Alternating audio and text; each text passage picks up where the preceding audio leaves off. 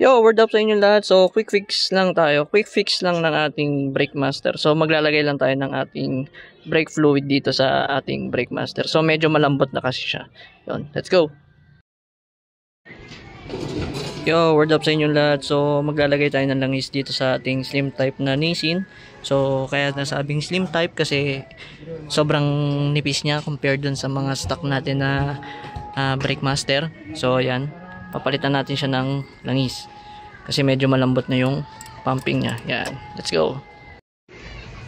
So, ang gamit ko guys na pang brake fluid na .3 is Bendix. Yan. So, ilang ml to? 160 ml. Yan. Nasa 120 pesos ata to guys. Lagay ko na lang yung link sa description. So, ito guys yung ating brake master na langis. So, lilinisan na lang natin. Tapos, lalagyan natin ng additional na brake fluid. So, ito yung yeah. So, kailangan nyo matanggal yung bubbles. Alright guys, so natanggal na natin yung lumang brake fluid. Yan. Mabilis lang siyang tanggalin kasi konti lang yung ano niya, malalagay niya. So, bomba lang dapat kayo ng bomba guys kapag pag mag-bleeding kayo nito. Tapos dapat wala siyang bubbles.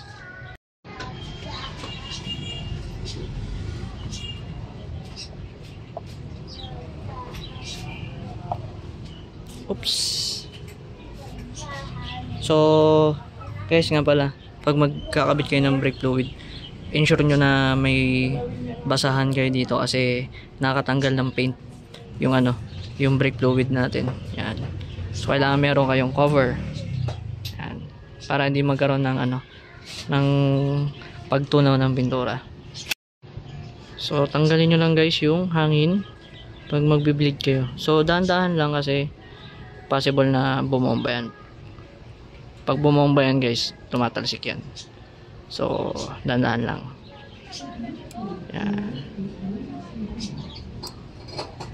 Yan o. Malakas siyang bumomba guys. Oh, ayan. Oh. Alright guys, so once na konti na lang yung oil na nasa ano, reservoir. Tapos nabomba-bomba, meron pa ring bubbles. So tanggalin nyo hanggat mawala. So para mas ma-ensure nyo na yung preno nyo is malakas. Yan. Alright guys, so after natin mapawala yung bubbles nya, ito na yung result. Matigas na. Yan. Matigas na siya.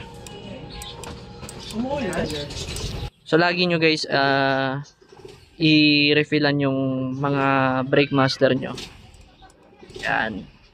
So matigas na siya guys. Oh. Unlike kanina na sobrang lambot niya.